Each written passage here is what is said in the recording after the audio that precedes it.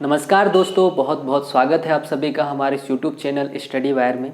दोस्तों, जैसा कि आपको पता है कि अभी हम मध्य प्रदेश का भौगोलिक अध्ययन कर रहे हैं, जिसके अंतर्गत हमने यह देखा था कि मध्य प्रदेश को 7 भौतिक प्रदेशों में विभाजित किया गया है और वहीं हम अविभाजित मध्य प्रदेश की बात करें तब 9 भौतिक प्रदेश थे, जिसमें से 2 भौतिक प्रदेश छत्तीसगढ़ में चले गए और 7 भौतिक प्रदेश मध्य प्रदेश में रह गए।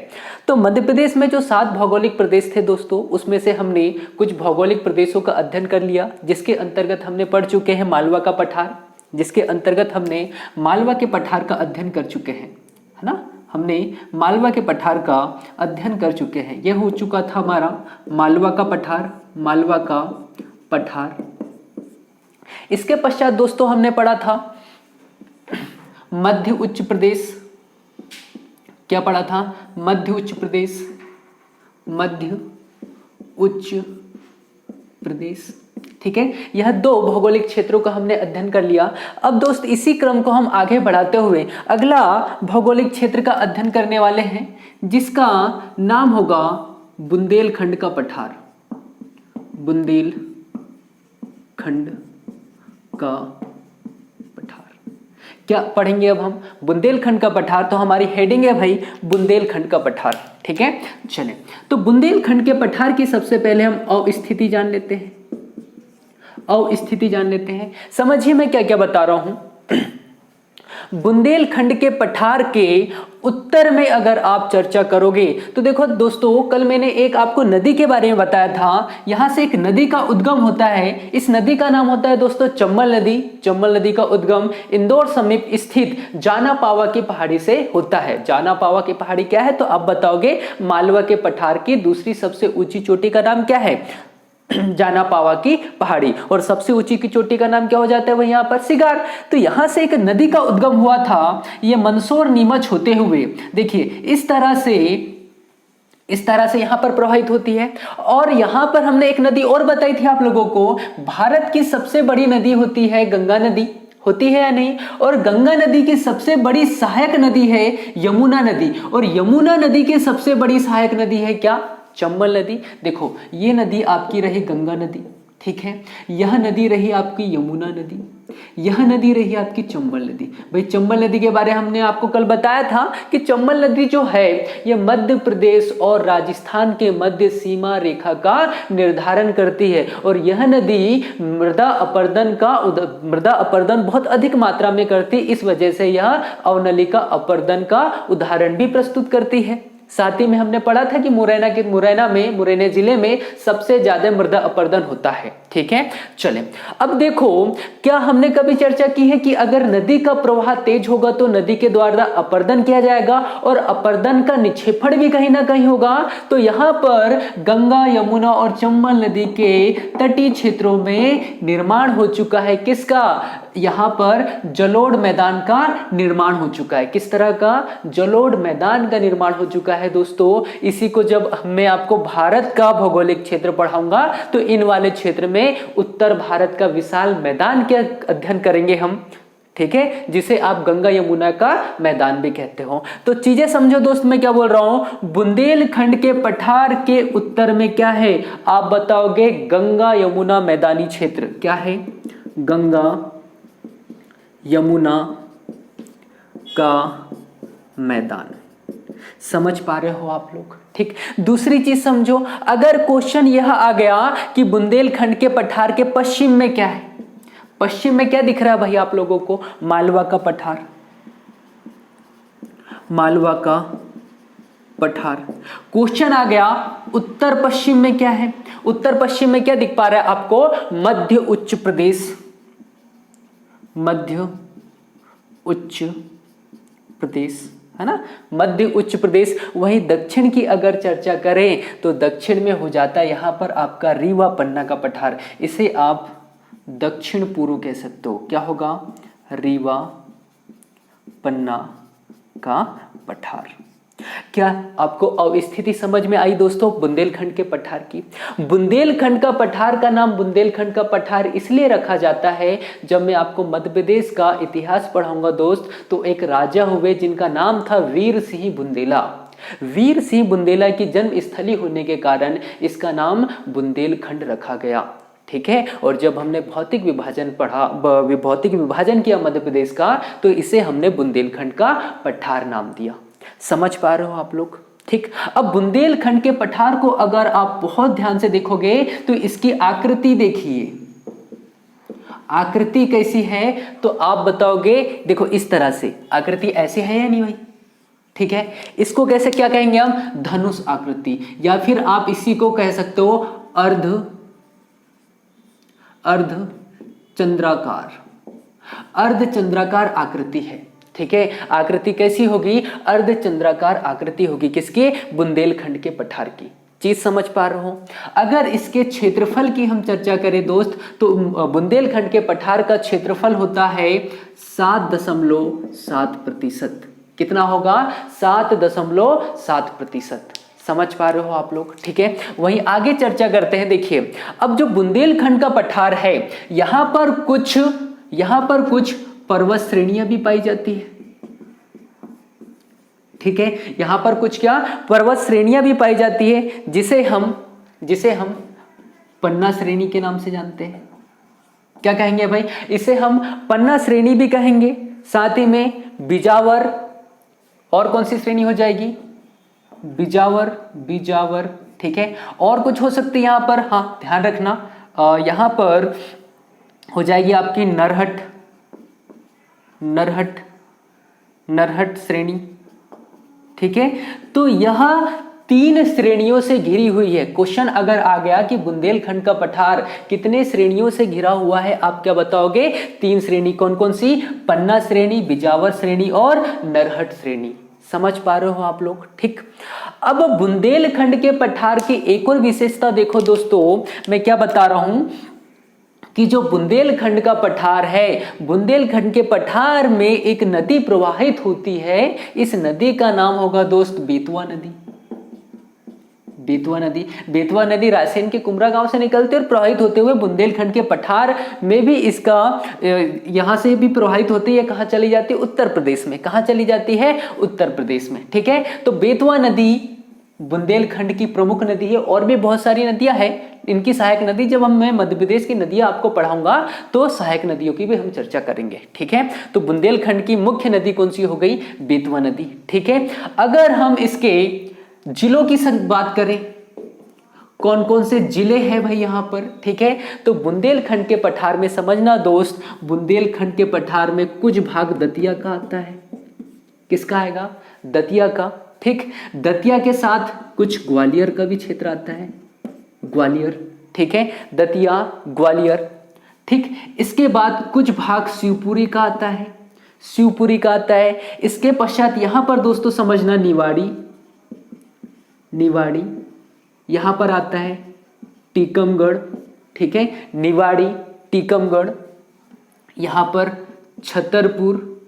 छतरपुर और कुछ हिस्सा सागर का। ठीक है, यह पूरा क्षेत्र कौन कवर करता है? तो बुंदेलखंड का पठार। क्या बुंदेलखंड के पठार को आप समझ पाए? देखो बहुत बेसिक से क्वेश्चन आते हैं। यहां से क्वेश्चन ये आ गया, बुंदेलखंड के पठार की अवस्थिति क्या है? आप बताओगे। उत्तर में गंगा यमुना का मैदान है, पश्चिम में क्या है? मालवा का पठार है, उत्तर पश्चिम में क्या है? मध्य उच्च प्रदेश से, दक्षिण में क्या है? तो आप बताओगे रीवा पन्ना का पठार है। इस चीज को समझ पाए आप लोग? अगर क्षेत्रफल की चर्चा करें तो 7.7% इसका क्या होगा? क्षेत्रफल होगा। आगे चर्चा करें, अगर मुख्य नदी कौन सी क्वेश्चन आ जाए तो आप बताओगे बेतवा की नदी है। ठीक है, अब मुझे ये जल्दी से बता दो कि अगर इसकी आकृति की चर्चा करें तो कैसी होगी आकृति? अर्धचंद्राकार। कैसी होगी? अर्धचंद्राकार इसकी आकृति आप देख पा रहे हो। ठीक है, अच्छा, इन जिलों के साथ साथ इसका कुछ भाग उत्तर प्रदेश में भी होता है। ध्यान रखना दोस्तों, यहां पर देखो झांसी वगैरह आता है कि नहीं, ये वाला पूरा क्षेत्र ये उत्तर प्रदेश का है। तो बुंदेलखंड का कुछ हिस्सा उत्तर प्रदेश में भी है और कुछ हिस्सा का है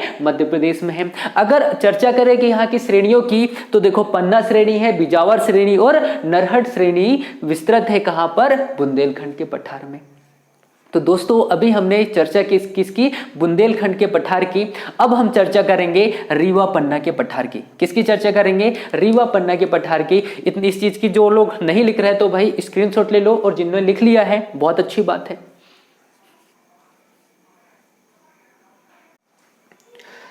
चले आगे पढ़े।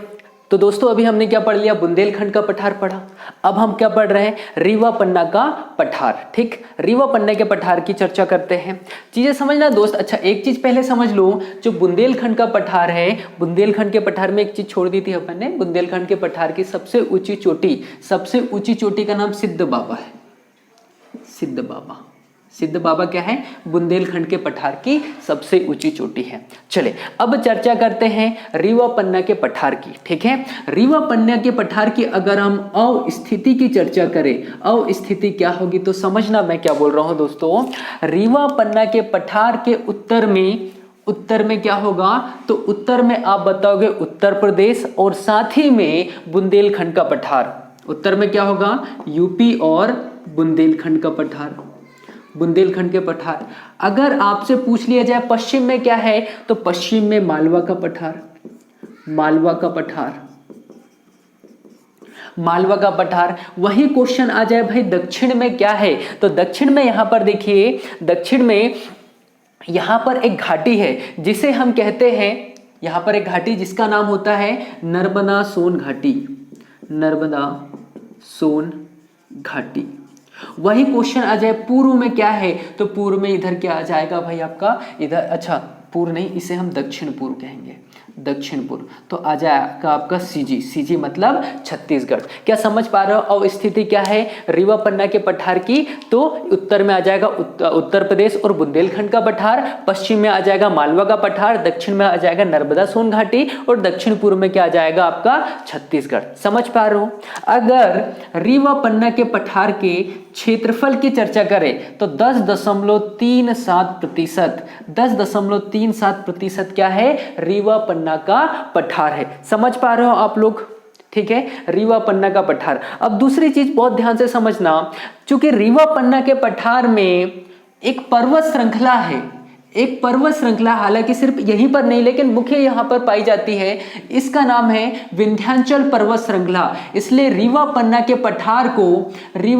पठार को विंध्यन कगारी प्रदेश भी कहा जाता है। और क्या कहेंगे, विंध्यन कगारी प्रदेश। रीवा पन्ना के पठार को विंध्यन कगारी प्रदेश भी कहा जाता है दोस्तों, इस बात को ध्यान रखना। अब समझो जो रीवा पन्ना का पठार है दोस्त, रीवा पन्ना का पठार आर्कियन क्रम की चट्टान से निर्मित है। क्या, आर्कियन क्रम की चट्टान से निर्मित है, आर्कियन क्रम की चट्टान से निर्मित है। लेकिन आर्कियन क्रम की चट्टान का अपरदन एवं निक्षेपण हो चुका है,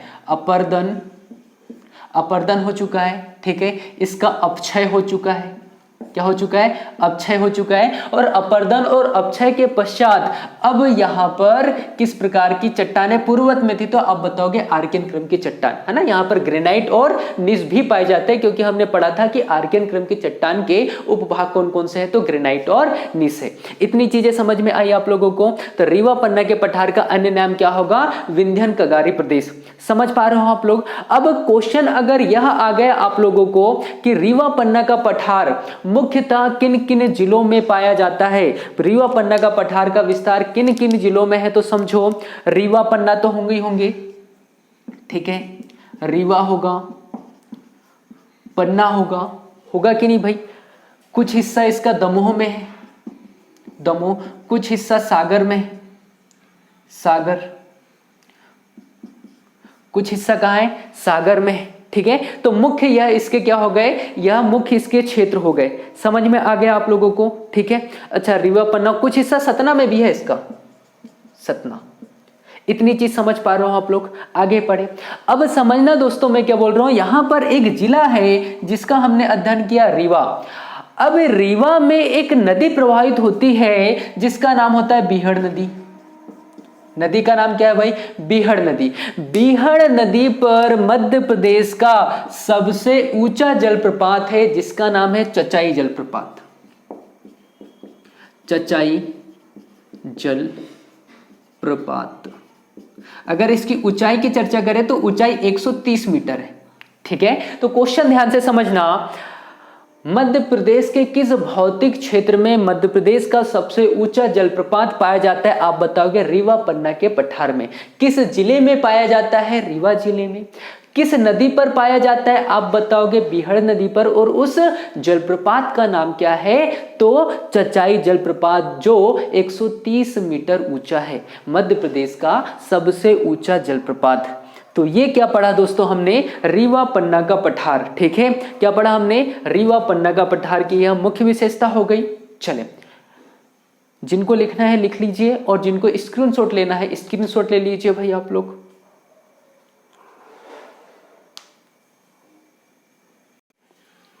चलिए, तो हमने क्या क्या पढ़ लिया दोस्त? हमने बुंदेलखंड का पठार पढ़ा, हमने रीवा पन्ना का पठार पढ़ा। अब हम पढ़ने वाले हैं मध्य प्रदेश का दूसरा सबसे बड़ा भौतिक स्वरूप, भौतिक क्षेत्र, जिसका नाम हमने दिया है दोस्त नर्मदा सोन घाटी। क्या नाम है इसका? नर्मदा सोन घाटी का अब अध्ययन करने वाले हैं हम। किसका अध्ययन करेंगे? नर्मदा सोन घाटी का। नर्मदा सोन घाटी, नर्मदा सोन घाटी का अध्ययन करने वाला भाई, हमारी हेडिंग क्या है? नर्मदा सोन घाटी। नर्मदा सोन घाटी, सोन घाटी। चलिए, नर्मदा सोन घाटी का अध्ययन करें। देखो, सबसे महत्वपूर्ण क्वेश्चन, नर्मदा सोन घाटी की अगर हम अवस्थिति की चर्चा करें, सबसे ज्यादा क्वेश्चन आता है यहां से नर्मदा सोन घाटी के अवस्थिति से। देखो दोस्तों, मैं क्या बता रहा हूं आप लोगों को, नर्मदा सोन घाटी के उत्तरी क्षेत्र में, किधर? उत्तरी क्षेत्र में एक पर्वत श्रृंखला है, इसका नाम होता है विंध्याचल पर्वत श्रृंखला। विंध्याचल पर्वत श्रृंखला। इसके दक्षिण में एक पर्वत श्रृंखला का विस्तार है, जिसे हम कहते हैं सतपुड़ा, सतपुड़ा मैकाल पर्वत। क्या कहते हैं? सतपुड़ा मैकाल पर्वत श्रृंखला। अब चीजें समझना, देखो मैंने शुरुआत की है पूर्व से और एंड हो रहा है पश्चिम में। एंड हो रहा है कहां? पश्चिम में। इसका अर्थ यह हुआ कि नर्मदा सोन घाटी जो है किन दो पर्वतों के मध्य में है? अगर पूछ लिया जाए तो आप बताओगे विंध्याचल पर्वत श्रृंखला और सतपुड़ा मैकाल श्रेणी के मध्य में स्थित है। विंध्याचल पर्वत श्रृंखला को सभी लोग जानते हो, यहां पर विंध्याचल पर्वत श्रृंखला। अच्छा, इसका विस्तार कुछ इस तरह से, इसके मैं जब आपको मध्य प्रदेश के पर्वत पढ़ाऊंगा तो विंध्याचल पर्वत श्रृंखला ऐसे लगातार श्रृंखला नहीं है, इसके कुछ भाग टुकड़ों में विस्तारित है, जिसके हम अध्ययन करेंगे मध्य प्रदेश के पर्वत श्रृंखला में। जो चैप्टर स्टार्ट होगा, विंध्याचल पर्वत श्रृंखला की सबसे ऊंची चोटी का नाम है सद्भावना शिखर। सद्भावना शिखर, ठीक है, या फिर इसको गुडविल शिखर भी कहते हैं। गुडविल, गुडविल शिखर। अच्छा, कई जगह इसका नाम एक और आता है, इसे हम कहते हैं कालूमार। क्या? कालूमार। अगर इसकी ऊंचाई की चर्चा करें तो दोस्तों ध्यान रखना 752 मीटर है। कितनी? 752 मीटर है सद्भावना शिखर। किसकी? विंध्याचल पर्वत श्रृंखला की सबसे ऊंची चोटी का नाम क्या है? सद्भावना शिखर। और ये कहां पर है? स्थिति अगर आपसे पूछ ले तो ध्यान रखना दमोह जिले में। कहां पर है सद्भावना शिखर? दमोह जिले में, ठीक है। चले, अच्छा, सतपुड़ा की सबसे ऊंची चोटी का नाम क्या है? सतपुड़ा का पर्वत भी जब हम अध्ययन करेंगे तो इसके भी कुछ भागों का अध्ययन करेंगे। इसी में एक पहाड़ी जिसे आप कहते हैं महादेव की पहाड़ी। महादेव की पहाड़ी, महादेव की पहाड़ी में ही सबसे ऊंची श्रृंखला है दोस्तों इसकी। इसका नाम क्या होता है? धूपगढ़। धूपगढ़, ठीक है। कहां पर है? पचमढ़ी में।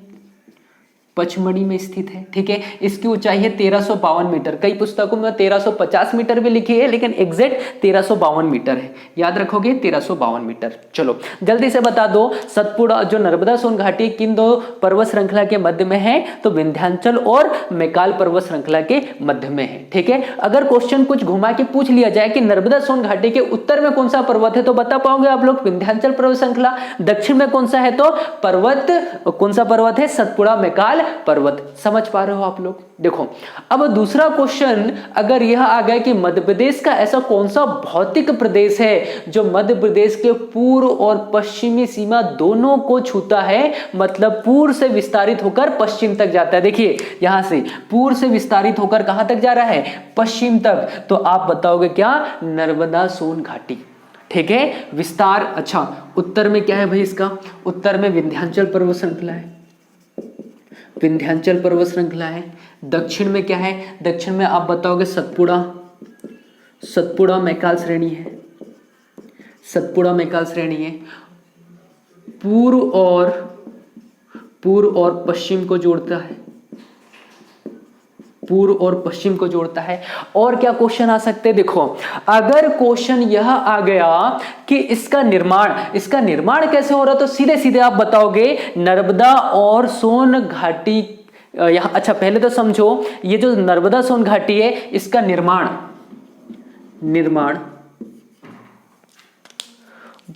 हुआ है भूगर्भिक हलचल से। भूगर्भिक हलचल के कारण दोस्तों यहां पर भ्रंशों का निर्माण हो गया। किसका? भ्रंशों का निर्माण। अब मैं क्या बता रहा हूं समझना दोस्त, यहां पर एक जगह है अनूपपुर में जिसका नाम है अमरकंटक, और वहां पर सतपुड़ा मैकाल पर्वत श्रृंखला का एक भाग है। मैकाल पर्वत यहां पर है, इसलिए तो नर्मदा नदी को भाई मैकल सूता कहते हैं। मैकल सूता इसलिए कहते हैं क्योंकि मैकाल पर्वत श्रृंखला से यह निकलती है। तो इस तरह से नर्मदा नदी पूर्व से पश्चिम की ओर प्रवाहित होगी।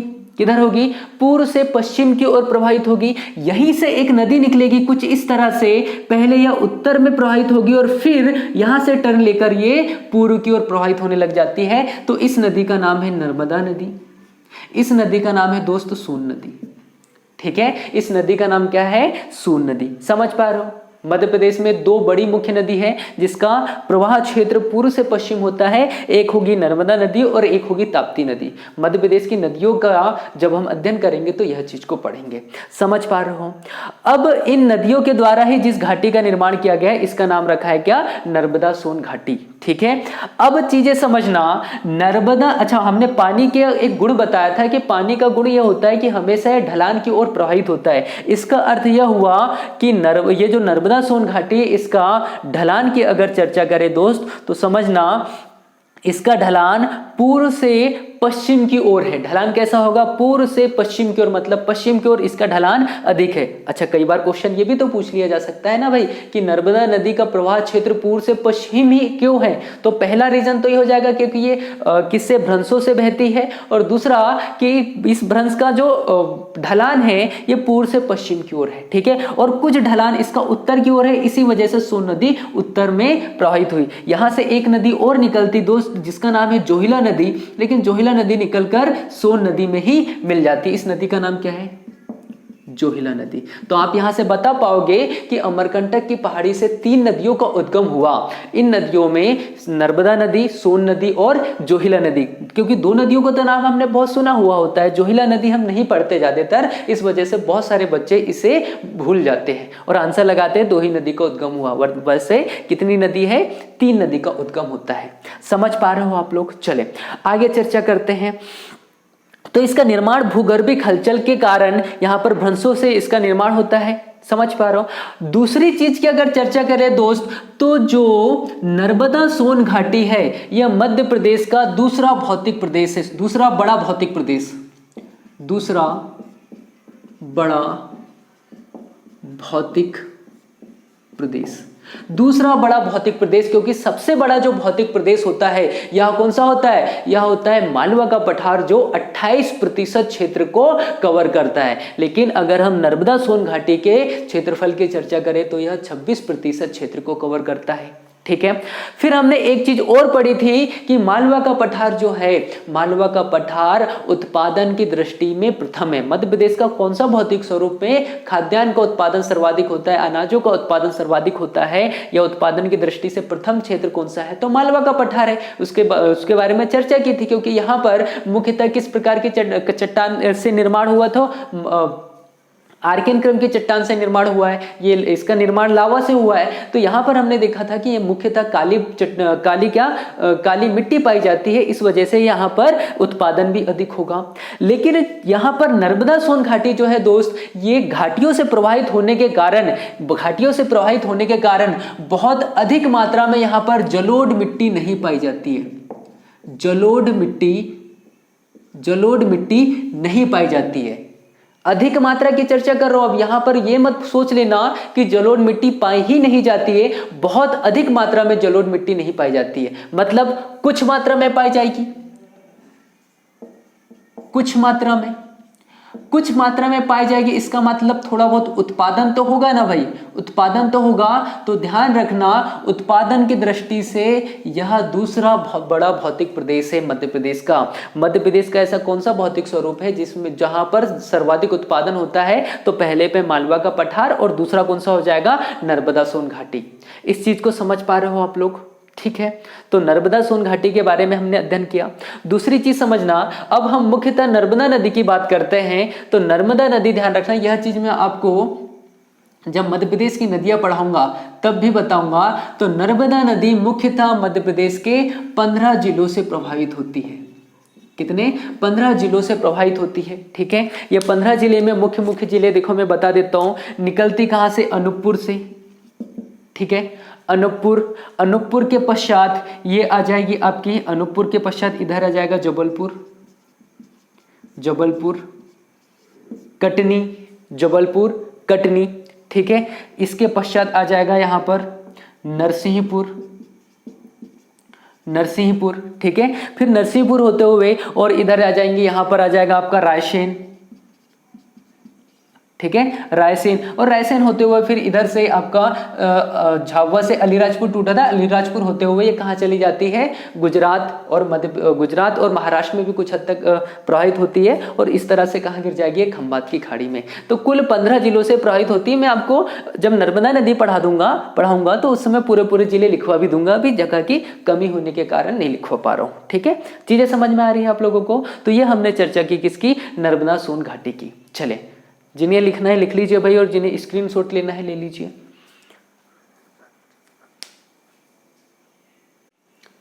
चलिए भाई आगे चर्चा करते हैं। ठीक है, अब हम पढ़ने वाले हैं दोस्तों बघेलखंड का पठार। अब क्या पढ़ेंगे हम? बघेलखंड का पठार। चलिए बघेलखंड के पठार की चर्चा करते हैं। बघेलखंड का पठार। चलिए बघेलखंड के पठार की चर्चा करने वाले। हमने क्या क्या पढ़ लिया? मालवा का पठार पढ़ लिया, मध्य उच्च प्रदेश पढ़ा, बुंदेलखंड का पठार पढ़ा, रीवा पन्ना का पठार पढ़ा। ठीक है, फिर हमने नर्मदा सोन घाटी पढ़ी। भाई नर्मदा सोन घाटी पढ़ी ना इससे पहले हमने।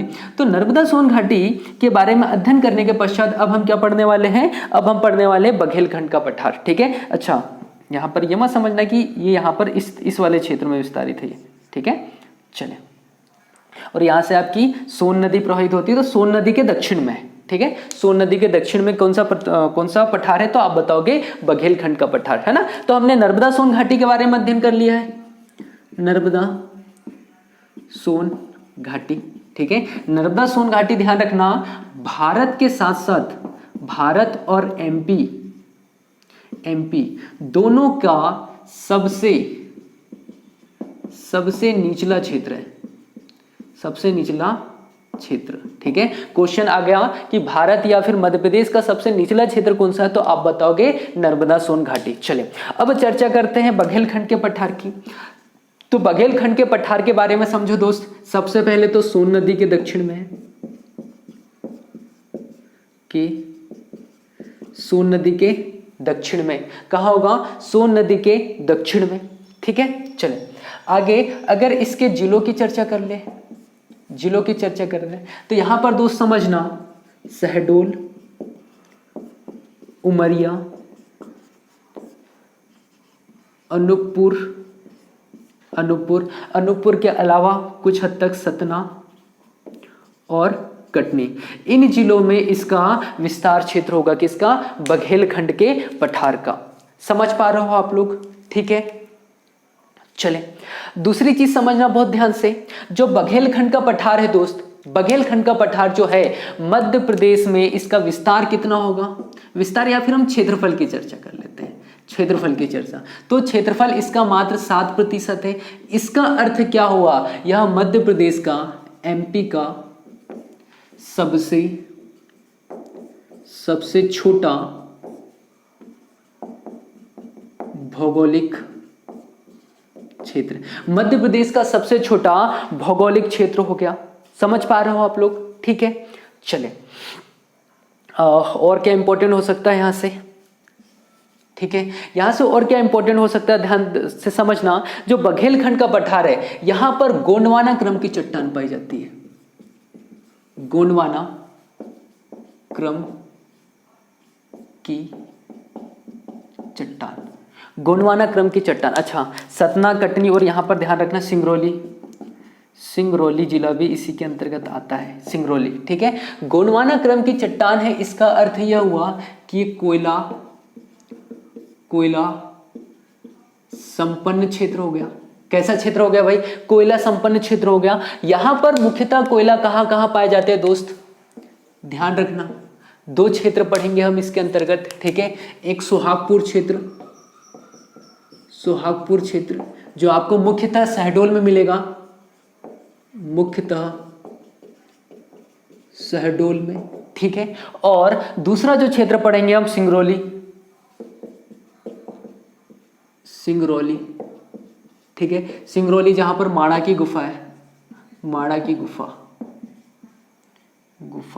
गुफा कहाँ मिलेगी आपको? सिंगरौली में। तो यहाँ पर 2 कोयला क्षेत्र होंगे। ठीक है, तो हमने इतने कुछ क्षेत्र की चर्चा कर ली है दोस्त। अब हमारा जो अंतिम लेक्चर रहेगा वो रहेगा सतपुड़ा मैकाल श्रृंखला पर। इसके पश्चात में आपको मध्य प्रदेश के प्रमुख पर्वत के बारे में बता दूंगा और इस तरह से मध्य प्रदेश का भौतिक स्वरूप समाप्त होगा। इसके पश्चात हम पढ़ने वाले हैं मध्य प्रदेश की नदियां का उद्गम कहाँ से होता है, समापन कहाँ होता है, कौन कौन सी इसकी सहायक नदियां हैं। ये सब लेक्चर हम कुछ दिनों में पढ़ने वाले हैं। चीजें समझ में आ गई? तो आज के लिए इतना ही, मिलते हैं कल। जय हिंद, जय भारत।